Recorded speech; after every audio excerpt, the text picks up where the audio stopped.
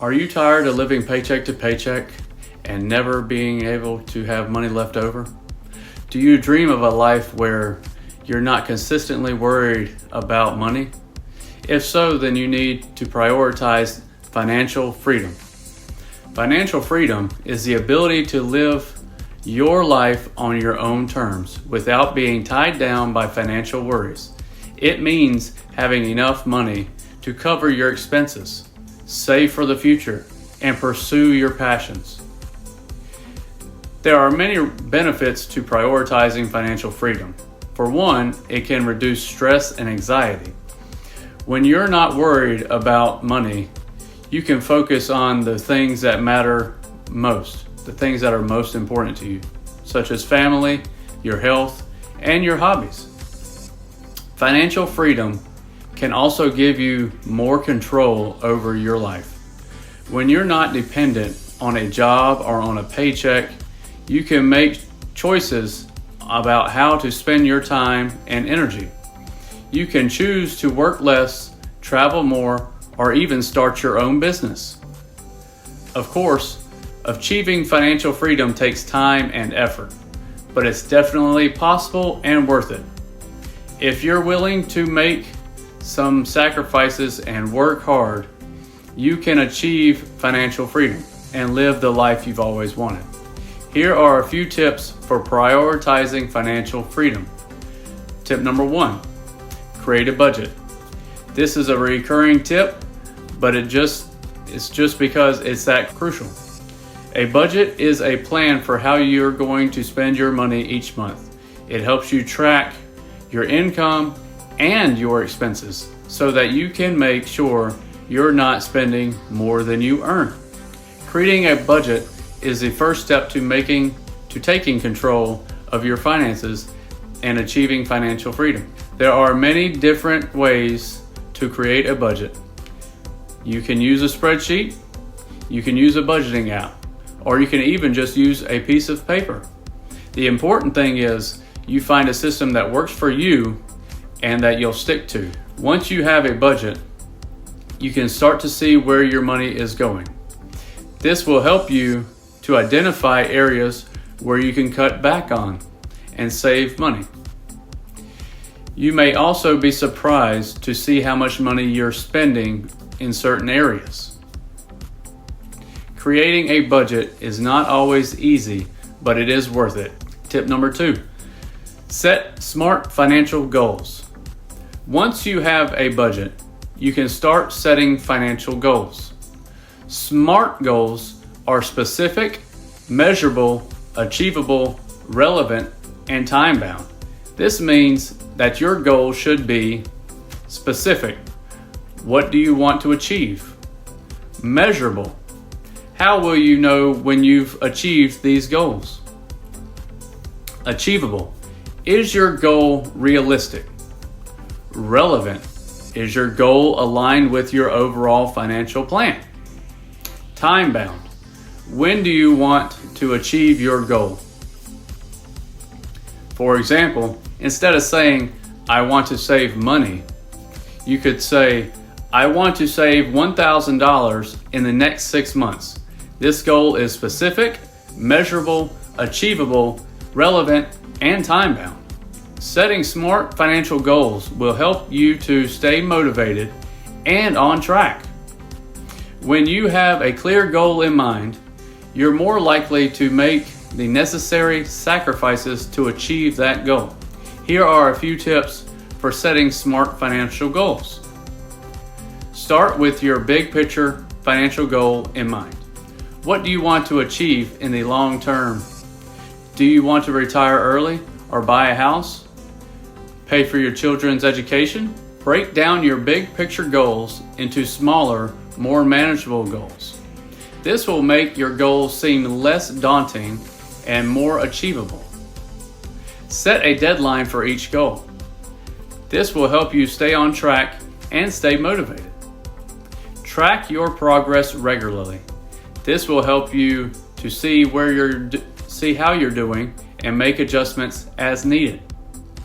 Setting smart financial goals is an essential part of achieving financial freedom. By following these tips, you can set goals that are realistic, achievable, and motivating. Tip number 3, invest your money.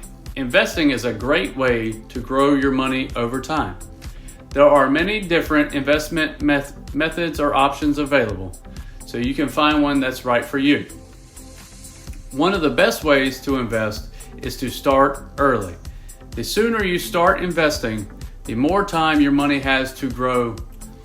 Even if you can only invest a small amount of money each month, it will add up over time.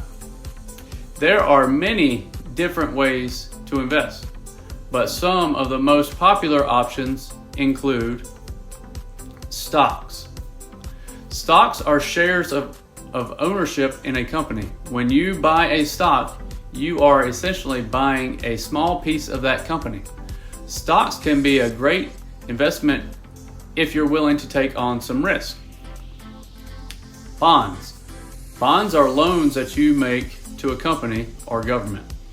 When you buy a bond, you're lending money to that entity in exchange for interest payments. Bonds are generally less risky than stocks, but they also offer lower returns. Mutual funds. Mutual funds are baskets of stocks or bonds that are managed by a professional. Mutual funds can be a good option for investors who want to diversify their portfolio and reduce their risk. ETFs, these are exchange-traded funds. They are similar to mutual funds, but they trade on exchanges like stocks do. ETFs can be a good option for investors who want to be invested in a specific sector or industry. Investing can be a great way to grow your money over time and achieve financial freedom. However, it is important to remember that investing involves risk. The value of your investment can go up or it can go down, and you could lose money. Before you invest, it's important to do your research and understand these risks involved. I will create more videos on investing in the future. You will be able to find them right here on the channel, so make sure you subscribe to the channel so you don't miss the new videos on investing. Tip number 4, reduce your debt. If you have any debt, it's important to start paying it off as soon as possible. Debt can be a major financial burden, and it can make it difficult to achieve your financial freedom. There are many different ways to reduce your debt. One option is to create a debt repayment plan. A debt repayment plan is a written plan that outlines how you're going to pay off your debt. Your debt repayment plan should include a list of all your debts, the amount each debt, the interest rate on the debt, and a minimum monthly payment for each debt. Once you have a debt repayment plan, you can start making extra payments on your debt. Extra payments will help you to pay off your debt faster and save money on interest. Another option for reducing your debt is to consolidate your debt.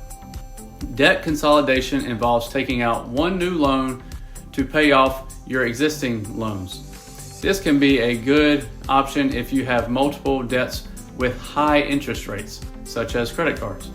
Debt consolidation can help you to lower your monthly payments and save money on interest.